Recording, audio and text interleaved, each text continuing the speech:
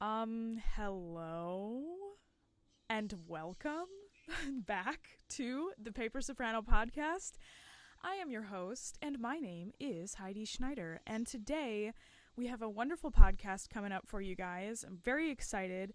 But before we get into any of that, I just want to remind you guys, if you like the podcast and you want to hear more and you want to subscribe or you want to support the podcast in any way, do subscribe to my channel here on YouTube if you're listening on YouTube, and give this video a like, tell somebody about it, show some love to the podcast. I really appreciate it, and I can't wait to keep creating more stuff for you guys. Like, keep on having chats. But okay, so today, here's the deal, you guys. This is very exciting news. We have a guest on the podcast today, a very special guest, and our special guest today is Jonah Farnum. So, Jonah, why don't you give yourself a little introduction here? We're so happy to have you. Oh, so wonderful to be on the pod. So, who are you? What's your story, man? What's your deal? Hello, I'm Jonah Farnum, and I also, like the earlier guest Dave, I attended Fredonia with Heidi, came up with her there, and we remained fast friends through then until now. You also might have seen me smoking Heidi on the IWKA circuit in our youth. What do you mean by that? I was joking. You never competed, did you? I did. Okay, tell everybody what that acronym stands for. Sorry, the Ishinryu World Karate Association. Yes. So actually, Jonah, I did compete when I was a green belt, and I got first place for, I think I did Wansu. No, it was for Seisan. I got first place for my Seisan, so take that.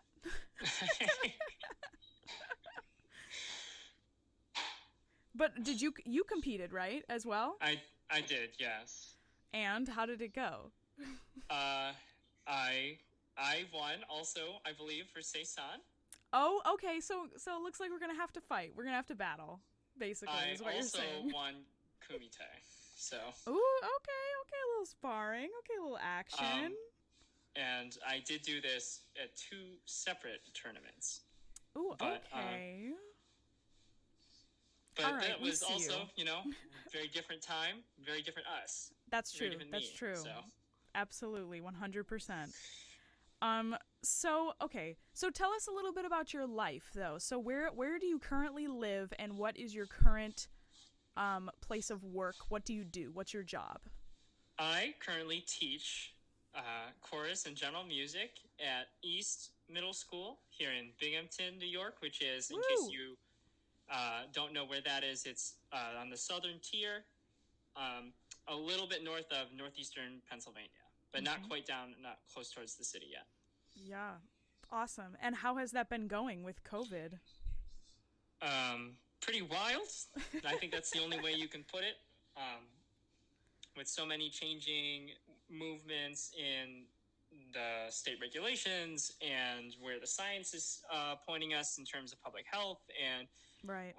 Where our citizenry is pulling us in terms of public health. Mm-hmm. We are just finishing a period where we had 2 weeks of fully remote instruction. We'll be starting hybrid again on Monday, potentially. Yeah. Wow.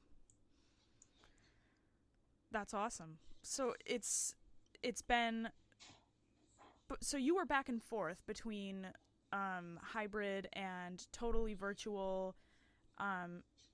Why have you had to do so many transitions? We actually, so in my opinion, I don't want to give too many opinions about the district. I can't do that. But the district chose at first to stay fully remote, even when everyone else initially started the year hybrid. And I think that was very big. And it ended up looking like a very smart decision, which is fantastic. Because a lot of other schools had immediate problems and have been shutting down and back on nonstop. But we had an extra month and a half to sort of get everything together, and then we welcomed the students for hybrid, and that went pretty well for about 3 weeks. Yeah. Then we just around the district and around the state, cases started to whip up again. Every building has issues with having teachers in quarantine right now. That's why a lot of them are shutting down, and so we had a small period where we had to go back to fully remote instruction. But here we are again. Yeah, right. Well, I mean, it is really just so unpredictable, and I cannot imagine having to, deal with children at this time. So I give you so many props, and I feel for you and everybody who's in the music education field right now. I know it is so difficult on so many teachers, and like, God bless the like first year, second year teachers. Like, oh my God, you're out there doing crazy stuff that was never taught to you or expected of you. Like, Jonah, have you, not to say that you haven't used any of this information that we've gotten from Fredonia, but we got a very well-rounded education, I would say, at Fredonia for, education and all of those things. Yet I feel like so much of this year has been unbelievably unprecedented in terms of like education. Do you agree? Yeah, absolutely. So a pandemic like this, what it does is it causes every little issue that you might have been able to fake before to immediately rise to the top. And now everyone has to find a way to deal with all of these things all at once. And Right. It's an impossible task, especially with just time restrictions, there being only a physical amount of time during the day, and then monetary restrictions too. The education system right now is just in a little bit strapped, as we might say. Yeah, 100. Well, and that's showing in like higher education as well. I currently work at Stony Brook, and like even just in the calendar year that has passed, there has been so many like scrambling members of administration and like people who are, my bosses and things like that. Obviously, I'm a graduate assistant, so I'm many rungs down in terms of administration. But like still I hear about things that are like, oh, we're not going to be able to fund this building anymore, or these programs, or these, employees, or so and so, and all of the people who got hired before them are now, their positions are exhausted and they're done. And it's really scary to think that so many things are just like on the fence. You know what I mean? Like, it's just so like fragile. Everything is so fragile, and it's like, yay capitalism, you know what I mean? Like, what the heck? Everything is just like so on the fence, everything can go one way or the other way, and it never really has occurred to me that it's like, oh, things are doing really well financially, so it's like we all could have probably seen this coming if we had better foresight. But it's money is just such a terrible thing. So yeah, I mean, if you think about it's just I think again, it's just, I don't think anyone could have foreseen exactly how far reaching the effects of the pandemic have ended up being. right. No one could have possibly anticipated that it was this prevalent in every facet of life, just because it's been so long, and obviously the country was an entirely different place and structure back then, last time when they had anything even close to this. So 100%. Okay, so I'm going to turn this away from the pandemic for a second, though, because I feel like so much of our lives is just consumed by conversations about these terrible, sad things. And, like, yeah, we're here to live through that, but also we don't have to dwell on it. So I wanted to ask you, so you mentioned that, obviously, we went to Fredonia together, and so tell everybody about your unique experience at Fredonia. You were not just a singer, obviously. You have a very unique path. So tell everybody about your degrees at Fredonia and what you did. Well, I auditioned on 2 instruments, and that's not necessarily that impressive in itself. A fair amount of people do try to double, but I was lucky enough to be able to continue with singing and horn all the way through 4 years, which for me was really, really wonderful. And So I spent as much time as I spent practicing and singing in, choirs and whatnot. I also was pounding away on the horn and playing in orchestra and wind ensemble. Yeah. And I did my best to really round out my education as fully as possible. Take classes in more secondary instruments and really just try it in jazz and everything. Try to really get a diverse experience.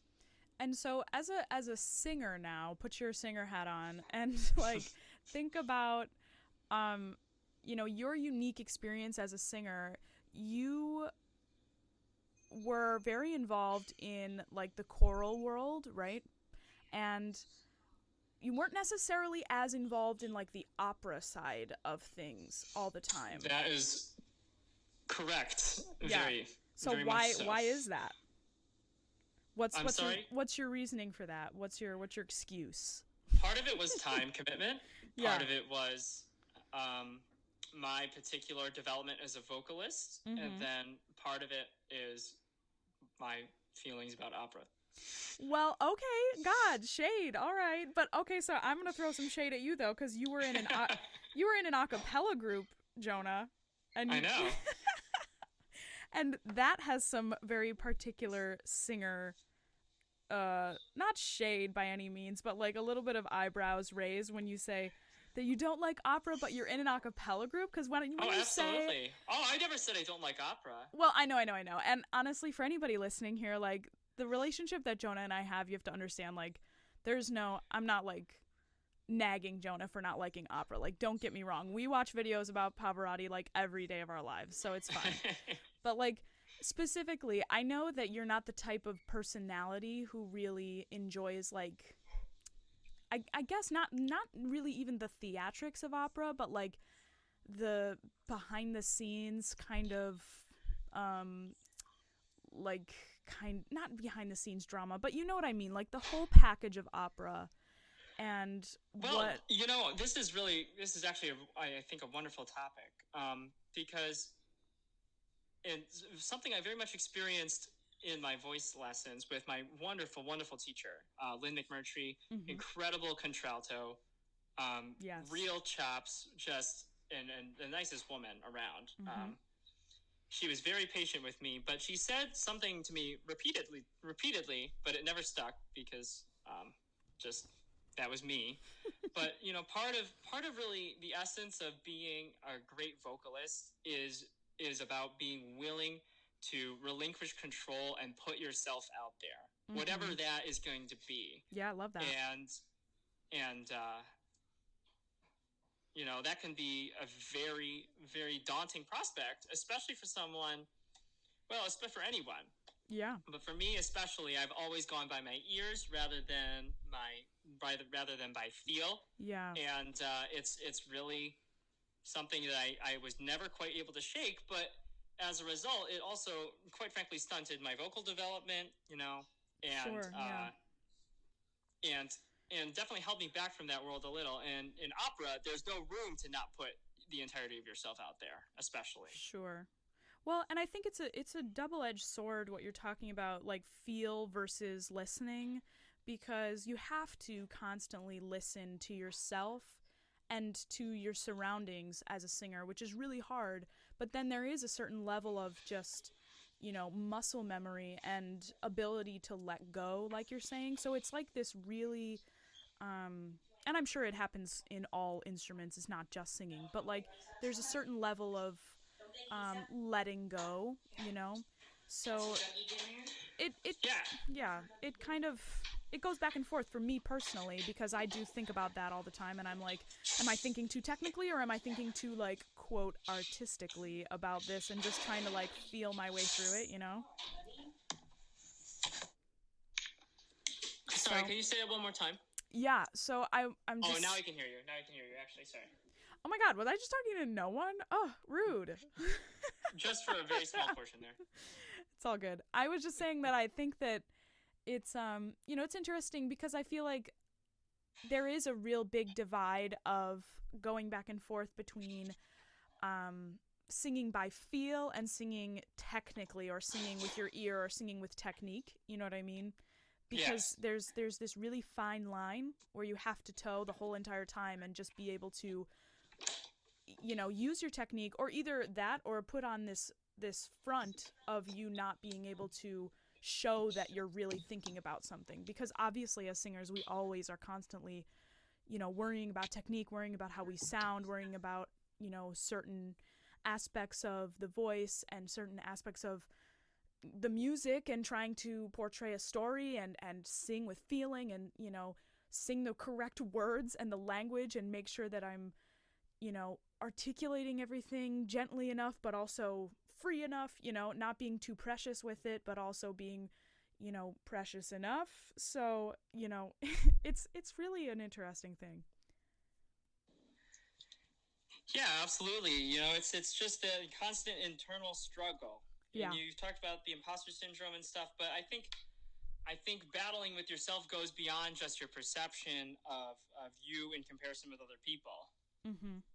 Oh, for sure. Yeah, it's a self battle for sure, and that's something that I think, you know, a lot of people at Fredonia can really attest to, and a lot of our colleagues there can really, you know, it was a big school in terms of music. There were a lot of people there, especially a lot of singers, and there was a lot of competition, and you were constantly comparing yourself to others, but at the same, you know, at the end of the day, it's all just about you versus you, you know, and that's always how it is.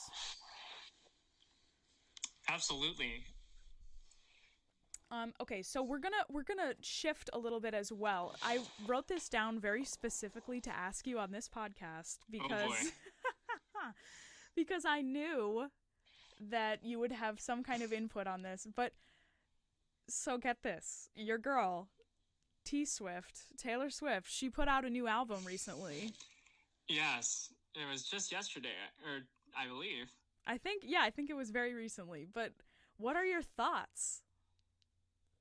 I am overjoyed to see Taylor pursuing the artistic endeavors that she's always wanted to. And I do mean this 100%. I know you do. And you guys listening, like, for real, like, Jonah is like a big T Swift fan, and not ironically. Like, I always give him crap for this because I feel a little bit differently about Taylor Swift, and do not come for me. It's just my opinion.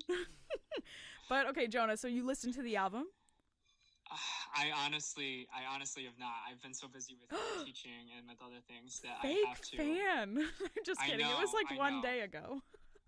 I know. But okay, so when you give it a listen, you're gonna have to come back on the pod and tell us your full disclosure. Hey, I mean, her other album is up for Album of the Year against our boy, Jacob. So I don't think you can. Oh my God. I don't know how much you can really knock her artistically at this point in the game.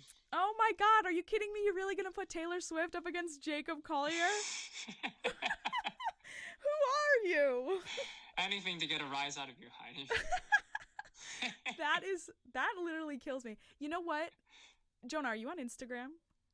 I have an account. Dude, I'm telling you right now, you really need to just go on there so that you can follow Jacob's page, dude. I'm not kidding. It is crazy. He's been posting these like all I need challenge, like hashtag all I need challenge.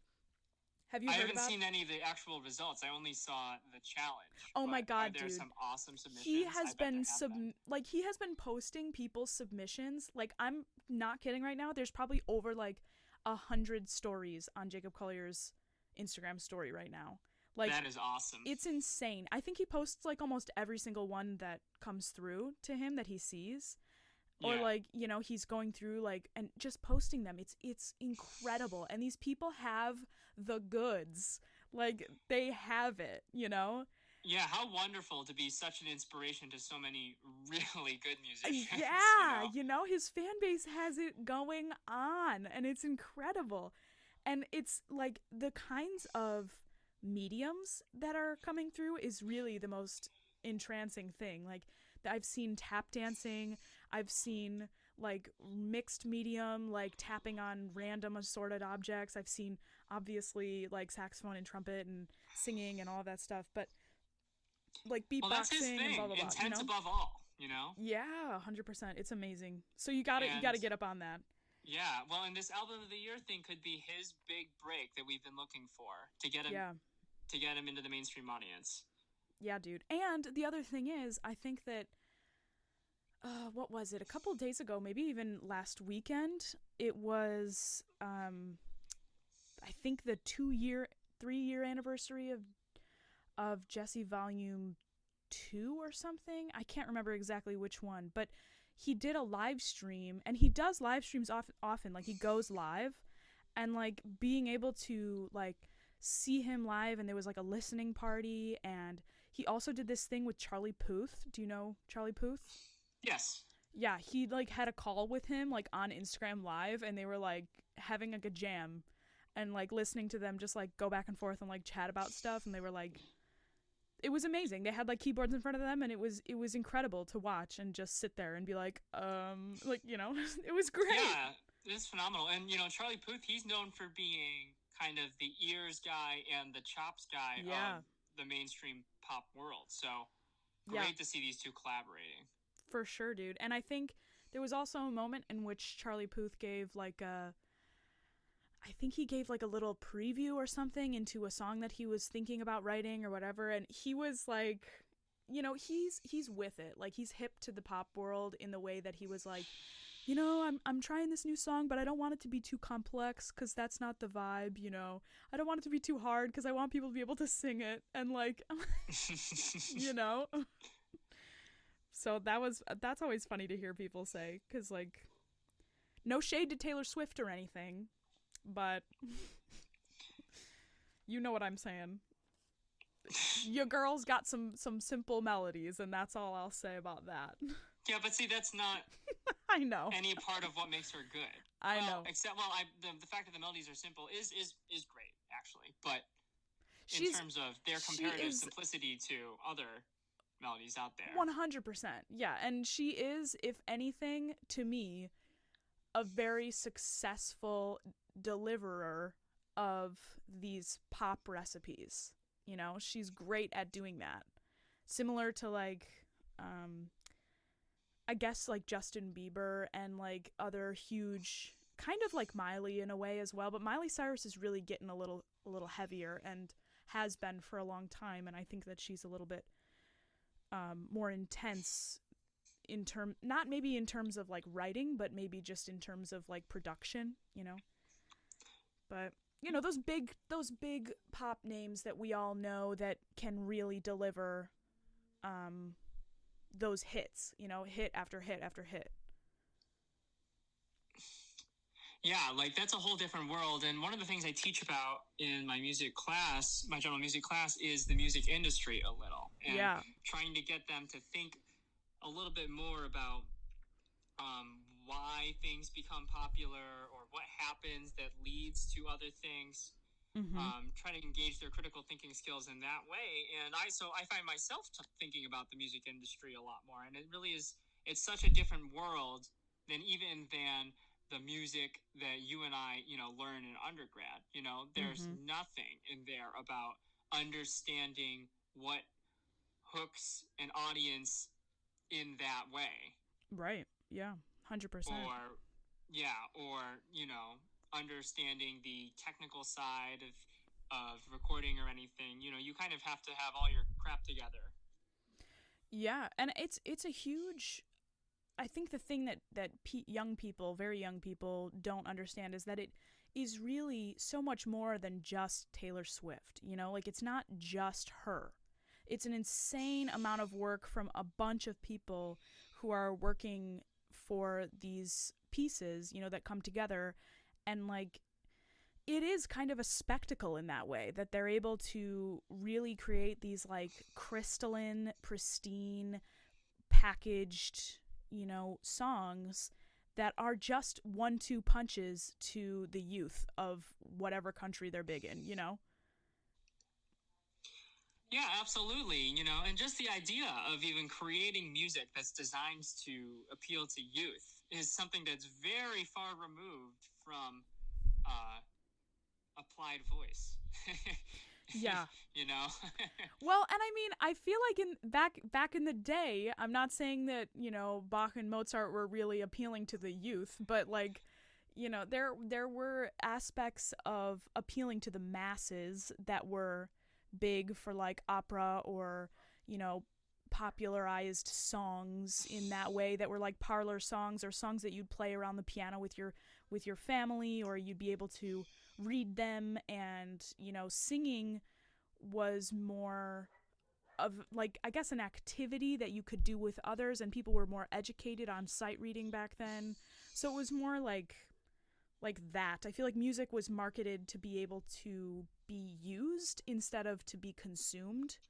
It was more of a tool. Oh, yeah, absolutely. Yeah, the entire culture around music has changed, and Mm-hmm. that's fine. I mean, it's just something to embrace now. Yeah, for sure. Yeah. But that doesn't mean that we can't all still, educate ourselves and be better sight readers. Don't make that an Oh, excuse, people listening. oh yeah. No, I mean, I'm in a choir right now that we're not unfortunately, because of COVID, we're not able to rehearse or perform. Mm-hmm. But something we love to do is send each other videos that of choral pieces with the score scrolling across the screen, and you just Oh, pick apart and read, and yes. on your own time. And let me tell you, that is really, really, really good for you. Yeah, oh my God. Um, We've done that before, and that's a hoot and a holler. yeah, Like, and then if you really want to ball out, you do it for however many times of parts there are, and you just do all the parts. right. Yeah. That's honestly, that's one of the main things that I feel like I miss in terms of like social interaction these days, because there are so many instances where you're like doing these things electronically is just, I'm going to say it, and whatever, you can think whatever you want, but it's just, to me, not fulfilling. It's not satisfying in the way that, you know, being around other people has that satisfying feel of, musical experience, whatever. And doing these things and singing, like in parts, or um, even in my oral skills class, like these past couple of years, like sight reading and singing four parts, and we would read these like ye old English chorales, and it would be fun and it would be silly and whatever. It was like 10 in the morning on Wednesday.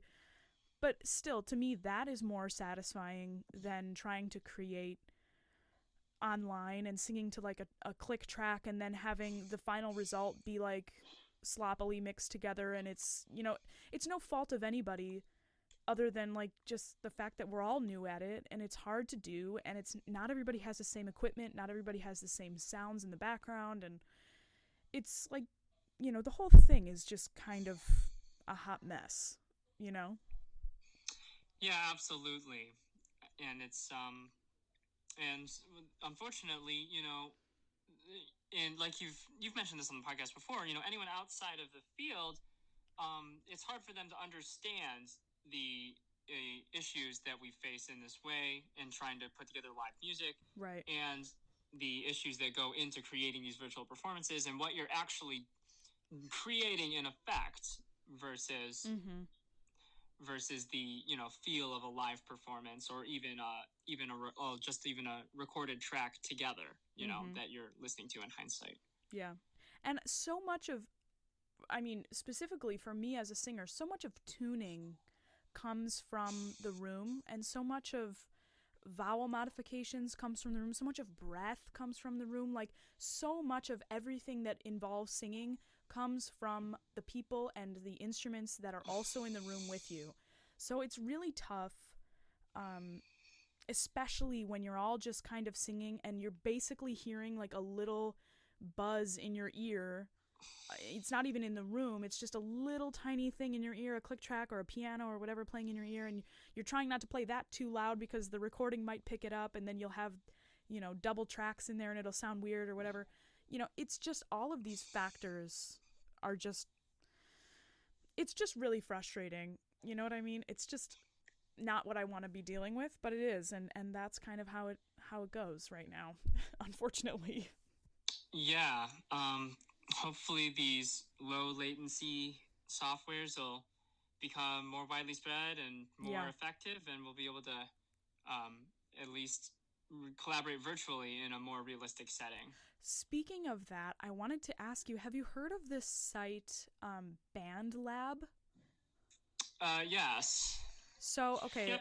It's a tool that I have considered using with my students, but our particular plugins that we have at school don't play nice. I see. Well, I mean, for me personally, we've been using BandLab for my jazz ensemble class, and it's been actually working pretty well, I would say. Like, in terms of kind of round robining, just passing around this accessible file that everybody can edit on their own time, we've been able to really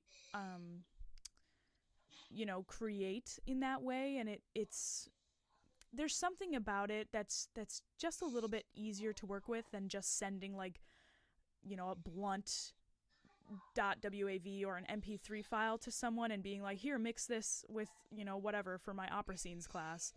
Being able to, it's kind of like got the setup of GarageBand, which is nice. Yeah, I've used something similar called Soundtrap, entirely browser based. It's a DAW, essentially, and it gives you, and you know what? That for me, that sort of musical endeavor is a little more satisfying. I do find getting in there. I think we just have a lot of creative energy and no outlet right now. Well, yeah, dude, and that's why I started this friggin' podcast. I'm not even kidding. Like, I was like, I gotta be doing something, and this has been kind of like a slow trickle of things that I just like to talk about, and I like to have people to chat with, and it's been a nice, having Dave on the podcast. I have to sidetrack because we mentioned you when Dave was on the podcast a couple days ago, and he was like, he mentioned something that I'm sure came from you at some point, and he said, "Give me your Mount Rushmore of composers." He asked me this. Oh boy. And I was like, Dave, you're really going to put me on the spot right now asking me for my Mount Rushmore of composers? That's like a Jonah thing to do. So now I'm going to do it. Now I'm going to do it to you, and you have to give me your Mount Rushmore of composers. Oh boy. Oh boy. Okay. Yeah, take a second, really, give it some thoughts. Well, let's okay. First of all, let's just get it out of the way that we're judging them on their value to the Western classical tradition that has been perpetuated up until now. Yes, dead white guys. All right, dead white guys. All right, yes. Let's just get that out of the way.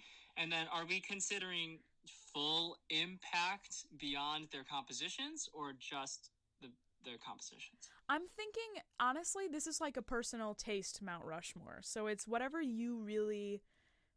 it doesn't have to be a historical impact kind of deal. Man. You know what I mean? Well, yeah. Well, there's there's lots of composers I like the most. I like a lot, but oh man. Okay, so personal preference. Yeah, man. Like, what are your top four? So in no way are these guys the greatest. They're just my favorite. Well, I mean, that might be that they are the greatest, and they happen to also be your favorite, but they're not conditional. I'll just not ruffle too many feathers, and I'll say the greatest, because I don't think that's as hard of a question as it sounds. Okay. The greatest. Go for it. And you gotta go for your three. Yes. You gotta go. You really do. If you look at the depth of Mozart, Bach, and Beethoven, if you look at the depth of their compositions. Oh yeah. Wow. Okay. All right. Okay. Oh yeah, Beethoven. Yeah, he absolutely is top three, no question. Yeah, but he only wrote one opera. So he's actually top one, I guess, in that respect. Yeah, but I mean, Beethoven's got orchestra. He's got the 9 symphonies. Yeah, he's got string quartets. He's got the piano sonatas. He's got the piano concertos. He's got the triple concerto. He's got works for horn and other instruments like that. I didn't even. And it's just and he also created the image of the genius composer. I mean, Mm-hmm. of the romantic, tortured Tortured genius soul, composer. yes. I mean, right. Yeah. yeah, so no question with those three. Okay. And for my money, I honestly think Mozart is a little bit above the other two, pretty clearly as well. But we could talk about that a little later, I guess. You think Mozart is fourth, above them, like better? I think Mozart is 1A, and then the other two are 1B. Wow. Above I Bach. think so. You think Mozart is above Bach? Yeah, and I've gotten slammed for that one. Yeah, that's a tough call. But okay, I'll take it. Whatever. Every note counts with Mozart. And there's a lot of notes. That's the other thing. It's not like Webern, where every note counts, but there's 10 notes. Although, True. Love Webern. But it's Mozart, where every note counts, and there's tons of notes everywhere. Mm-hmm. Yeah. And the idea that he simply knew it was supposed to sound that way, which we do know, based on his scores and stuff, just incredible. And then you've heard the Allegri story, right? The Miserere. Yes, right. Wait, what story are you talking about? I guess we'll tell the pod anyway. Yeah, go for it. So there's this beautiful piece in the Catholic tradition from the Renaissance era by Gregorio Allegri called Miserere Mei Deus, which is the horrible Americanized way, but I don't care right now. You might know it. The very most famous part is this very famous soprano section. It goes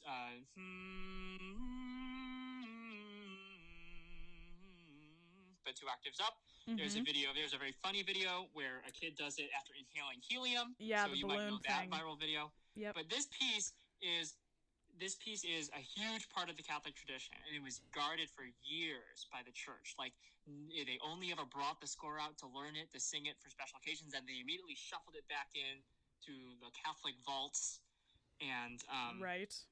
And anyway, so our young guy, Wolfgang, goes and listens to it and transcribes it after the first listen, and he just broke it open, and so now everyone can perform the song, which is just tops. Yeah, what a hero, honestly. Oh my god. And that, I feel like if there's anybody listening to this podcast right now and you're not necessarily a music aficionado yourself, or you don't really see yourself, like you're not a musical person, and the only experience you have with Mozart is that one film Amadeus that you may have seen, do yourself a favor and just watch like a 20-minute history or something on YouTube, like Google it or something else. That movie, while it is funny and very kitschy and some things are pertinent a little bit to Mozart's life, like it is so hokey, and like I feel like it paints Mozart in this very insane light, and there's just so much genius to Mozart that didn't come with like this kind of personality that Amadeus really kind of gives Mozart, which who knows what he was really like in person, but there's a lot of really educated scholars out there who, they're not trying to make a fun movie about it and, give him this really quirky personality, which he very may well have had, but there were also some very, studious and serious sides to Mozart, I'm sure, and that's just my 2 cents on Amadeus. I always feel like I have to say that. Yeah, it's tough because, like, what a beautiful step forward for bringing classical music to a wider audience. 100%. Yes. I mean, I think it won Best Film, the Oscar for that year, and it really is a beautiful movie, really enjoyable to watch, and the stuff that they get right, they really get right in a beautifully artistic way. Right. But unfortunately, the more narrative aspect of the movie is historically inaccurate. Yeah, and the thing that made me think of that was that one scene, I believe it was where he was playing in a big parlor room or something for Joseph II, and going up against his counterpart, and they were playing things back and forth, saying, well, wouldn't it just sound better like this? Or like he was playing his thing that he listened to last night, and he remembered it so he could just play it all, and that honestly is very accurate, I feel. because obviously those stories that we know about Mozart where he's able to just transcribe, and he was able to do these really amazing, things with his ears, basically. Sure. He just had the music, like, in his brain. It was just in there. Yeah, it's just nuts to think about. Yeah. So, really incredible stuff. But, okay, we're digressing. What are your top 4, dude? Okay, so you got the 3 guys. Sure, 3 okay. boys. And then, for me... Oh, boy.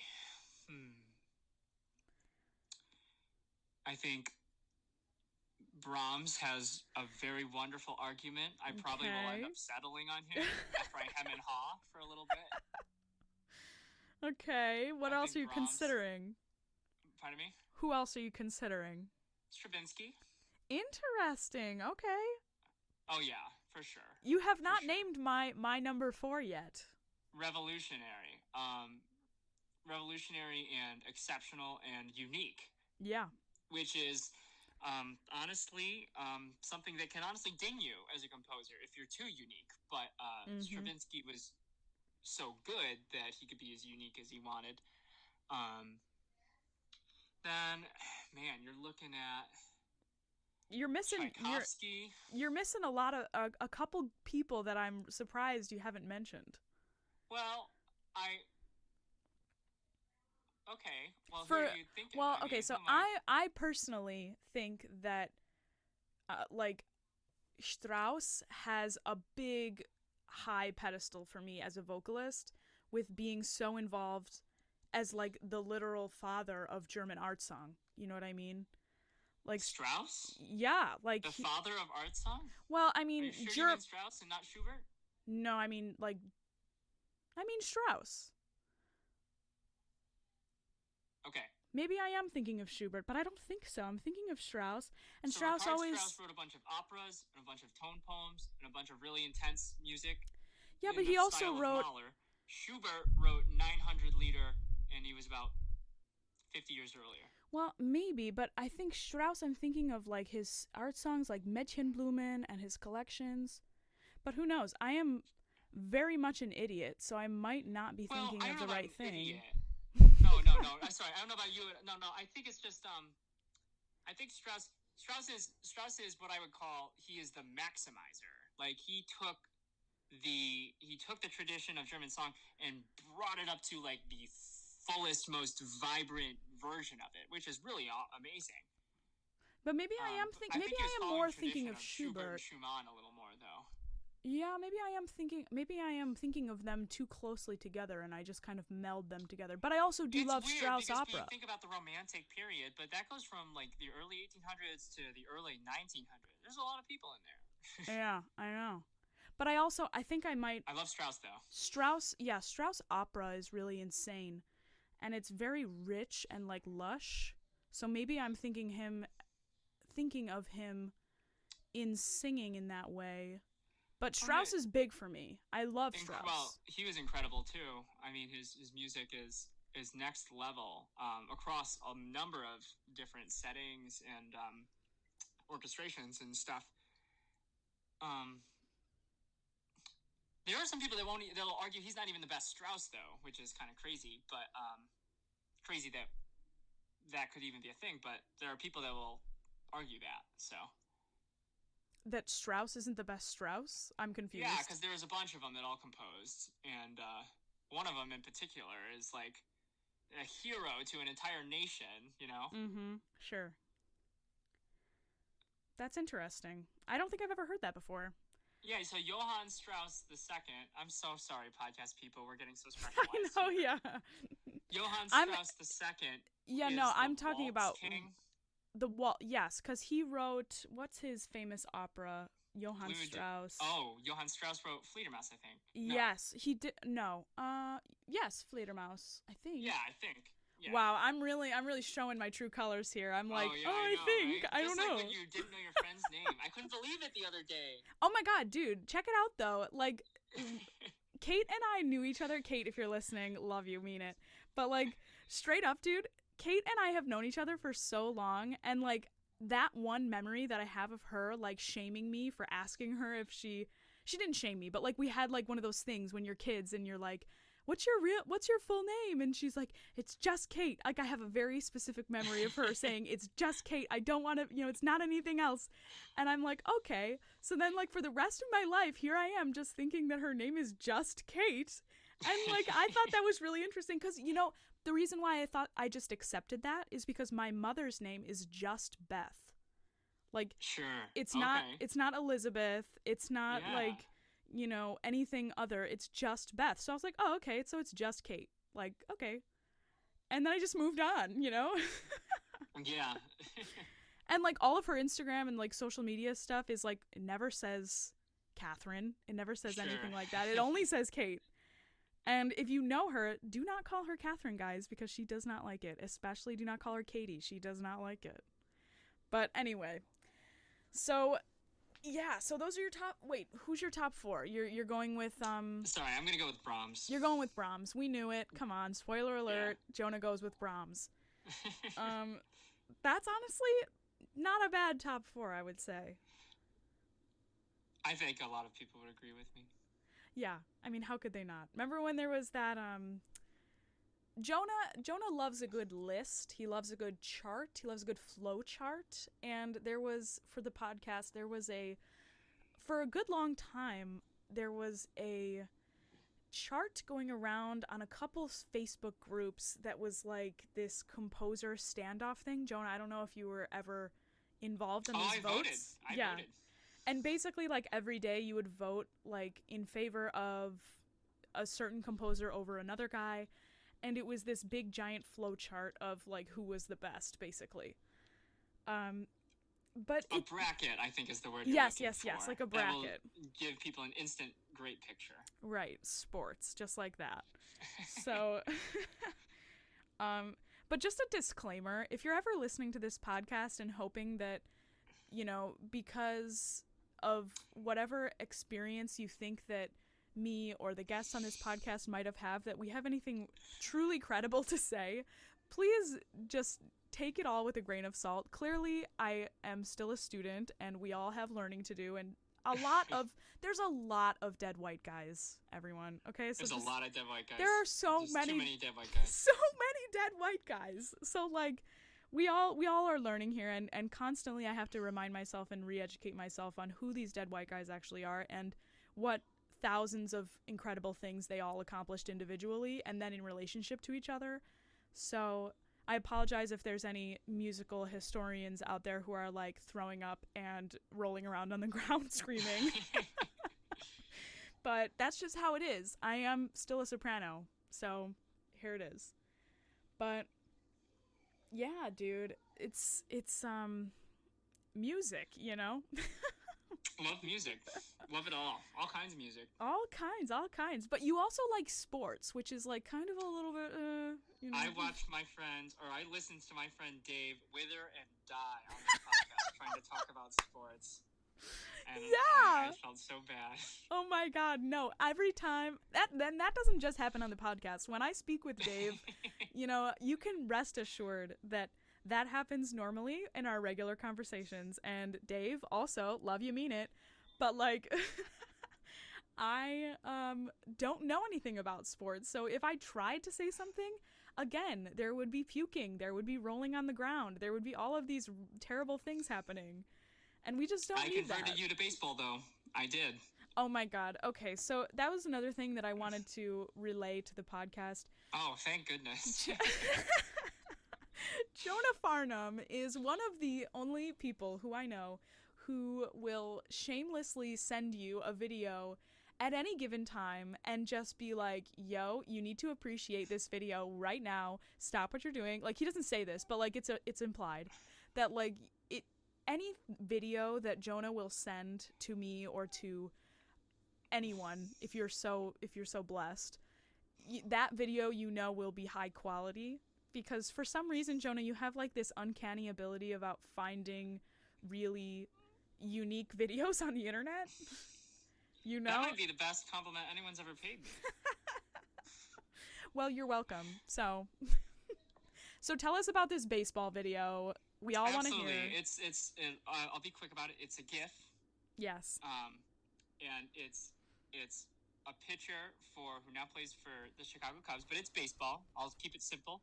Okay. And he's throwing 5 different pitches. So it's an overlay of 5 different videos of him throwing a pitch. Mm-hmm. And they all start out exactly the same, but then the different paths the balls take and the speed at which they do it is incredibly different, and it is just mesmerizing to watch. It's great enough where you can watch each individual ball and be very satisfied. Right. And they all get there. Like, each individual pitch, gets over the plate, and it's like it is really incredible to see, because for someone like myself who is not necessarily educated on the whole mechanics of baseball and pitching and whatever, it is really interesting to see it in action and not just have somebody be like, oh yeah, you're gonna throw a screwball and you're gonna put your knuckles on the ball like this. And like, that just doesn't make any sense to me, and I am a very visual person, as a lot of people are, so being able to see it is like, whoa, it's actually a thing, and they're not just blowing smoke about throwing a screwball. Yeah, it's like the beauty of humanity is that everything we've done, we have maxed out. Yeah. So it's really awesome, no matter what it is. Mm-hmm. Mm-hmm. Except for music, because Jacob Collier keeps proving us wrong every day. So very true. He's setting the boundaries. He's just busting through them. I mean, right. And everyone agrees. Everyone that listens to him agrees. Is what's nuts about it. Yeah, and if you disagree, you can just go ahead and just X out of this podcast and get out of my life, because no, I'm just kidding. But that would be impossible, because it's impossible to disagree with that kind of genius. So, yeah, well, the kinds of videos that we have viewed in the past have been, like, just so incredible. And that we were talking last night about that, what's his name? That one singer, and he was singing David Phelps. David Phelps, yes, he was singing "Oh Holy Night." If you have not seen or heard this recording, after this podcast, do yourself a favor and go search David Phelps, "Oh Holy Night," and it's this guy singing for like this evangelical church, I'm assuming, and it's this big giant congregation and big choir behind him, and it's this insane accompaniment. This guy is flying. The piano is like on fire, smoking, and like this guy's singing, and all of a sudden he knocks you out, basically. You're unconscious for the majority of the video, because his singing is just so unbelievable. Yeah, and that's one of those songs that generally, when you hear it rev up, you're like, oh boy. Yes. So, the fact that it might be the best one on the internet is pretty awesome. And whenever somebody's like, oh, listen to this video of "Oh Holy Night," I'm like, oh, okay, sure. But, like, I mean it. You will not be disappointed. If anything, you'll need someone to revive you afterwards. Like, it's really, really quite good. And for the record, vocal performance from Baylor. Shout out. Interesting. Yeah, okay. Yeah. We love a shout out. Oh my god. All right, so we're coming up on 55 minutes here, and all right, girl. We are killing it today. This has been an excellent, excellent conversation, and I just want to thank you, Jonah, for coming on the podcast. It has been wonderful to have you. And once you listen to Taylor Swift's album, you're more than welcome to come back and give us a review. So that's on the agenda. But if you listening out there would also like to come onto the podcast, feel free to hit me up, dude. Like, I am ready to have you on the podcast. I'm ready to have a chat with whatever you would like to chat about. Clearly, there are no rules here, okay? And we can talk about whatever you want. So hit me up. Let me know if you want to be on the podcast. If you like this podcast, do give it a like. Do tell somebody about it. Do share it on your social media platforms if you so feel inclined. And yeah, it's been so great. It's been so great chatting, and it's been wonderful to have everybody so far that we have had. I believe this is going to be episode 9, so tomorrow we'll have an even 10, which is very exciting. And Yeah, Jonah, thanks so much again for being on the podcast. It was great to have you here. Any excuse to have a chat, Heidi. Yeah, I know. You and me both. We both love a good chat. Come on. All right. Well, thanks so much, Jonah, for being here. And this has been the Paper Soprano podcast. I am your host, Heidi Schneider, and I thank you for listening. And I hope you all have a wonderful rest of your morning, afternoon, evening, or night whenever you decide to listen. And I guess all that's left to say is goodbye.